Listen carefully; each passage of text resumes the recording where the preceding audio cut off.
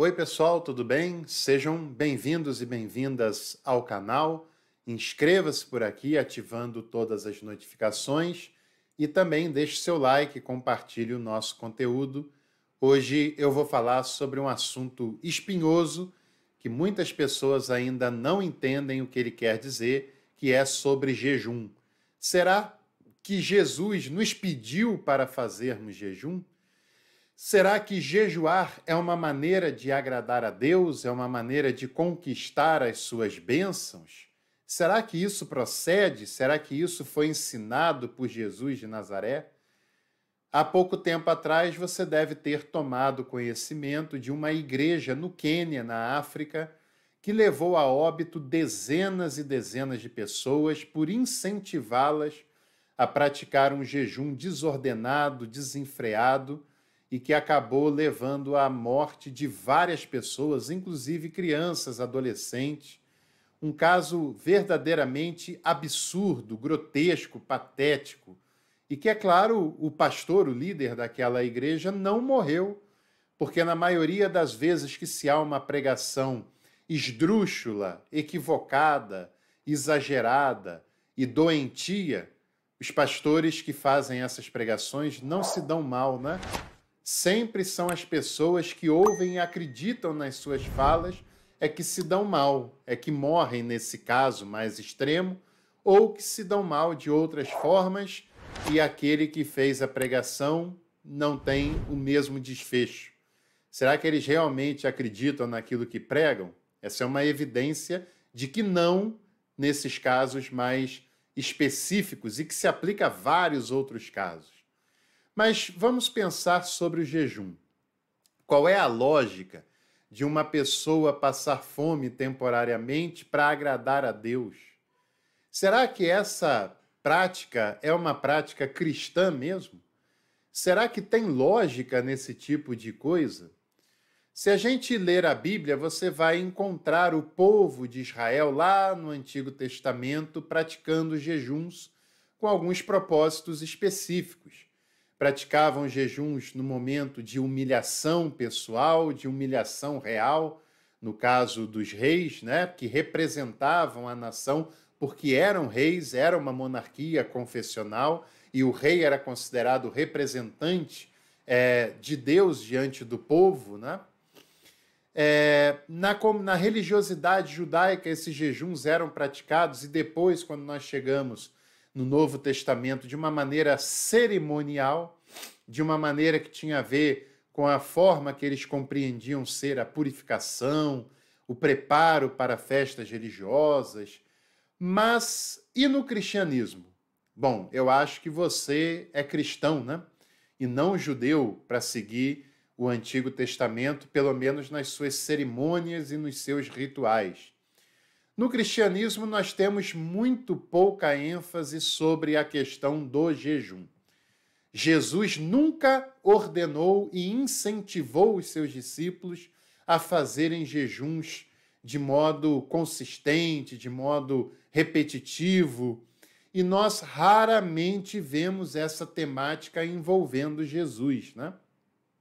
Aliás, talvez a única maneira, a única forma, o único momento em que Jesus jejuou foi naquela experiência fundante, lá de Mateus, capítulo 4, em que Jesus jejua durante 40 dias e 40 noites para ser tentado pelo diabo, que é um caso repleto de simbolismos. O próprio número 40 era simbólico na tradição e na construção judaica, desde o Antigo Testamento, passando por Mateus, que era um judeu, que aparece em outros momentos da literatura apocalíptica, por exemplo, e o 40 é um número simbólico que significa integralidade para a religiosidade judaica, né? Jesus jejua naquela oportunidade, tem fome, mas você não vê isso se repetindo na sua vida como uma prática constante. Pelo contrário, Jesus foi acusado pelos fariseus e pelos escribas de ser um comilão e um glutão, ou seja, alguém que comia e alguém que bebia vinho, né? É claro que Jesus não era um desequilibrado, um compulsivo, É claro que Jesus não bebe até a embriaguez. É claro que Jesus não come até botar pelo nariz. É claro que não. Mas o que Jesus pratica na sua vida é uma normalidade. Normalidade. Ele comia como uma pessoa comum. Ele praticava isso de uma maneira natural, sem descompensamentos, nem para mais e nem para menos, né? Jesus, inclusive, quando fala para os seus discípulos, se eles quiserem, eles podem jejuar, e ele não proíbe isso, mas ele diz uma coisa muito interessante em Mateus capítulo 6, versículo 16 até o 18, ele fala assim: quando vocês forem jejuar, primeiro que seja uma opção de vocês, não uma imposição de qualquer liderança religiosa, porque isso fere a dignidade pessoal, isso fere a capacidade autônoma de cada indivíduo de escolher aquilo que vai praticar ou não. E ele fala, quando vocês escolherem jejuar, que vocês não façam como os religiosos que adoram dizer que estão jejuando, que adoram dizer que estão fazendo propósitos de jejum. Qualquer pessoa que você vê tocando trombeta sobre o seu próprio jejum pode contar que é hipocrisia. Ou, no mínimo, ignorância completa, que está ali na beira dessa hipocrisia, porque quem jejua, primeiro, tem que decidir por conta própria, sem imposição de outros. Tem que ser uma decisão consciente, não viciada, baseada aí nesses ensinamentos ordinários que as pessoas acabam falando, que quem jejua agrada a Deus, quem jejua tem o favor de Deus, como se tivesse que pagar um preço para ser abençoado por Deus. E Jesus nos ensina que Deus trabalha conosco baseado na sua graça. É graça mesmo, é gratuito mesmo. Não é como os seres humanos que falam, mas nas letras miúdas está escrita um monte de coisa que não foi dita. Mas quando Jesus fala da graça, é porque é de graça mesmo. E nós devemos acolher apenas pela fé. E não tem preço a ser pago, não tem sacrifício a ser feito, tem uma consciência a ser tomada, um discipulado a ser abraçado e feito com maturidade. E Jesus fala para os seus, quando vocês fizerem isso de modo consciente, por iniciativa própria, que vocês não sejam como os hipócritas, não tenham cara de jejum, penteiem seus cabelos, lavem seus rostos e sigam uma vida normal. Ou seja, a única maneira que se deve fazer um jejum é quando você quiser, quando você tiver a consciência de que isso não faz Deus te amar mais ou menos, de que isso não faz Deus se agradar mais ou menos de você, e nem tampouco que isso faz Deus se tornar mais favorável a te abençoar do que se você não fizesse.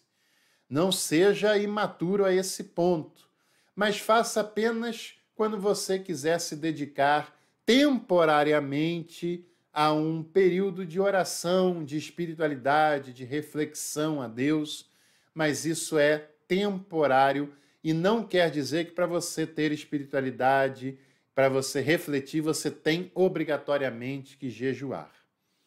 Depois, Jesus também fala sobre isso, e aí tem aquela passagem que muitos usam, né?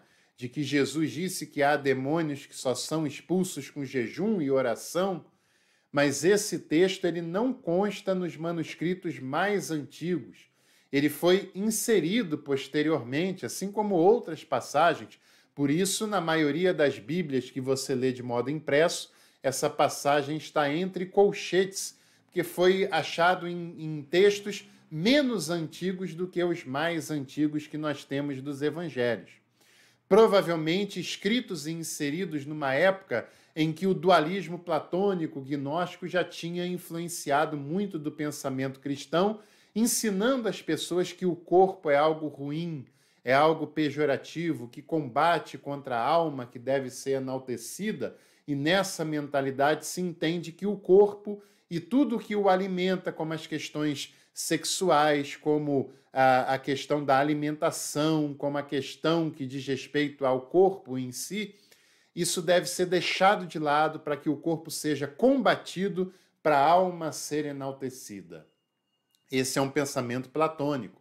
Esse é um pensamento dualista, que não foi Jesus que ensinou, mas muitas pessoas ainda entendem dessa maneira, que sexo é pecado, que jejuar é uma maneira de mortificar a carne, porque a carne é ruim, e ela, ao ser mortificada, a sua alma, o seu espírito é enaltecido, mas isso não é cristão e não foi Jesus quem ensinou isso.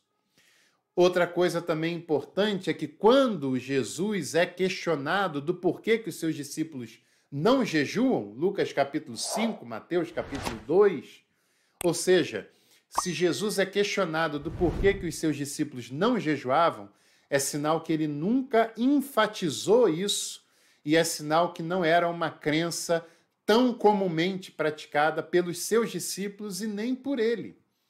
E aí Jesus diz para eles o seguinte: como é que os convidados para um casamento vão jejuar se o noivo está presente? Quando eles sentirem que o noivo não está presente, aí eles vão jejuar por sua própria conta, por sua própria escolha. Pois é, só se jejua nesse caso quando você sente que o noivo não está presente. Jesus estava presente com os seus discípulos e, portanto, não havia necessidade disso. Se você sente que Jesus está presente, que o noivo está presente na sua vida, no seu dia a dia, será que diante do noivo, diante da festa do noivo, é o momento de jejuar? Será que no mundo em que tantas pessoas passam fome involuntariamente, será que o que Deus quer de nós é que nós passemos fome temporariamente e jejuemos? Será que o que Deus quer de nós não é que a gente compartilhe do pão com outras pessoas que nada têm do que comer e que fazem jejuns sem ter a possibilidade de escolher? Será que a vida cristã ela não é mais espontânea, baseada na graça, baseada na bondade? Agora, Jesus também não proibiu de jejuar. Se você quiser jejuar, é um direito seu, não há problema quanto a isso, desde que seja voluntário, desde que seja espontâneo, desde que você faça por querer e desde que você entenda que essa prática não faz Deus te amar mais ou se agradar mais de você do que se você não fizer, e desde que você entenda que não é por isso que ele vai te abençoar mais, porque ele abençoa baseado na sua graça. E outra coisa, Jesus diz em Mateus capítulo 11 que João Batista jejuava, era totalmente abstêmio e ele foi criticado, e Jesus que comia, que bebia, também é criticado, né? Ou seja, Jesus foi chamado de comilão pelos seus opositores.